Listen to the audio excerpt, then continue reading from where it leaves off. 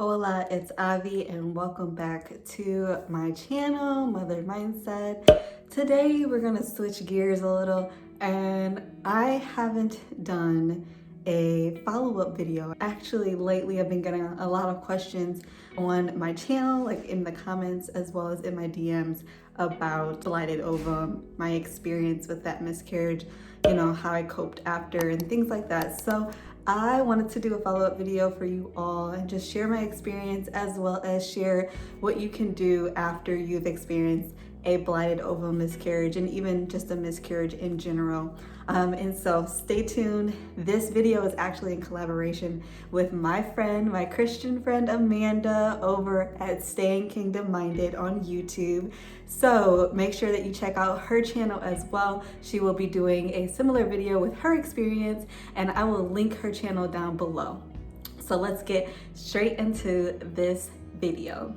All right, so if this is your first time here on my channel, I just want to let you know I am a mom of faith. My channel grew based on me sharing my TTC journey. And so that is how I'm here today. And now I help future and current mamas increase their faith in God to and through the journey of motherhood. I do have courses on my website to help TTC mamas, as well as Bible studies and things like that. So you can definitely go check that out on mothermindset.com. The link is in the description below. I actually do even have in my Fertile Faith in 5, that is my fertility faith course, I do have a module based on a miscarriage Bible study. So if you're interested in that, as well as interested in increasing your fertility and increasing your faith during your TTC journey, that is what Fertile Faith in 5 is all about. So make sure you check that out. But getting into my story, just a little backstory, just in case you're new here. I had a few miscarriages back a couple of years ago, and my second miscarriage actually was a blighted ovum. And so that miscarriage actually lasted me 45 days. And I actually do have a playlist here on YouTube in regards to that miscarriage. So if you want to check that out and just see the backstory, I did document the whole my whole experience, my thoughts, what I was going through during that time. So make sure you check out those videos. I was in denial at first with my blighted ovum, but then, I began to pray to God and just seek Him and trust in Him even more during those 45 days. And during that time, I just would continue to pray His will over my will, because at the end of the day, His will is what's best, right? And during those 45 days, I know I don't want to scare anybody. 45 days is a long time to go through a miscarriage, but everyone is different, right? But I believe those 45 days were meant for me, right? Were meant for me to go through in order to share my experience, in order to be that voice that He needed. He needed to grow through me during that time. But what a blighted ovum is basically is the egg implants into your uterus, but the fetus does not grow. So when we went to our ultrasound, we had a couple of ultrasounds actually. When we went to our ultrasound, they saw the yolk sac, but they did not see a fetus. And we had a couple of ultrasounds with the same results. My gestational sac was getting slightly bigger, but it wasn't showing a fetus. And so that's when I was diagnosed with the blighted ovum. And I began to do some research, what causes this? What causes a blighted ovum? The research that I found, you can actually go to my website. I have a blog post about blighted ovums as well. The research that I found says that it's basically based on genetics, so chromosomal abnormalities. And so that's the reasoning, like partial reasoning behind a blighted ovum. And I thought, physically, yeah, that's the reason. But spiritually, the Lord, opened up and showed me that, the reason for my blighted ovum was, to allow God to work through me during those 45 days, for God to build my faith during that time, for God to increase in me what He needed me to have before I actually became a mother. just for God to work in my life, for him to show me, you know, have this tribulation, have this troubling time, have this hard time, so that I can grow in him. Spiritually, that's what a blighted ovum meant for me. So, you know, honored and blessed that he, you know, lets us go through these hard times so that we can learn to grow closer, learn to depend on him more. And I have, and it has been amazing just this time. You know, my whole TTC journey was me leaning on my faith. And I want to encourage you today to do that, to lean on your faith in order to grow and get through this TTC journey. Because guess what, sis? This journey is all about waiting, and it doesn't stop at pregnancy. Pregnancy is all about waiting as well. And so once you are TTCing, you got the 2-week wait, and then the 2-week wait is gone. Maybe you get your cycle. Now you have to wait, wait again to ovulate. Then you gotta wait again for your 2-week wait.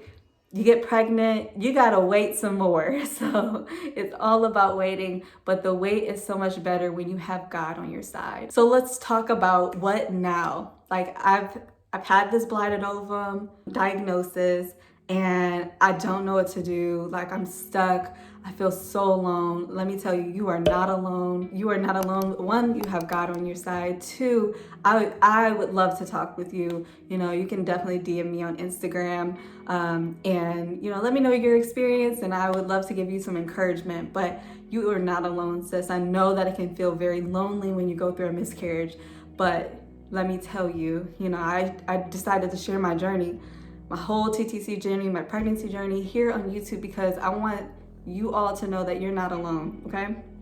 So, but what now? Like, what do I do? I want to share my experience and what I did after my blighted ovum. So I actually had to keep going back to the doctor in order to check my HCG levels, because it was taking forever to stop. I had to continue to get my HCG checked like weekly or bi-weekly, or not bi-weekly, yeah, bi-weekly, every other week. Once my HCG, so your pregnancy hormone level, once that got down to 10 is when they stopped doing the testing. And so once it was down to 10, they were like, okay, well, your cycle basically should be starting in another month or so. And so that is actually what I did. I waited 1 complete cycle in order to start trying again. And I'm not saying that's what you should do, because everyone is different. You definitely have to heal emotionally as well as mentally. Like your mental health is so important when you're on a TTC journey, when you're pregnant, when you are a mother. Your mental health is important. So if you need more time than 1 complete cycle, take it. That is what I would recommend. But since my miscarriage was so long, it's 45 days long, I had all of that time to really reflect on the Lord, reflect on my mental health, and really build myself back up. And allow him to build me up. And so I waited 1 complete cycle. My miscarriage, I remember dates, my miscarriage ended June 9th. I believe it was a Saturday, June 9th. And I waited 1 complete cycle before I started to actively TTC again. So I waited until my first period came, okay? It came and went, and that was in July. It was the first week of July. We were actually not on vacation, kind of on vacation. We were at a spiritual conference. I would recommend that complete, like at least 1 complete cycle, because you could ovulate before your first period. You could ovulate before your first period. And actually that's what happened with my second miscarriage. So I had a chemical miscarriage in the end of January, and then I ovulated. Yep, and then I ovulated in February, got pregnant again at the end of February, and that was my blighted ovum miscarriage. And the reasoning why I say wait 1 complete cycle, that was not 1 complete cycle from one miscarriage to another. The reasoning behind me waiting was because your lining, your uterine lining, when you are in your cycle, your menstrual cycle, what your lining is doing is shedding.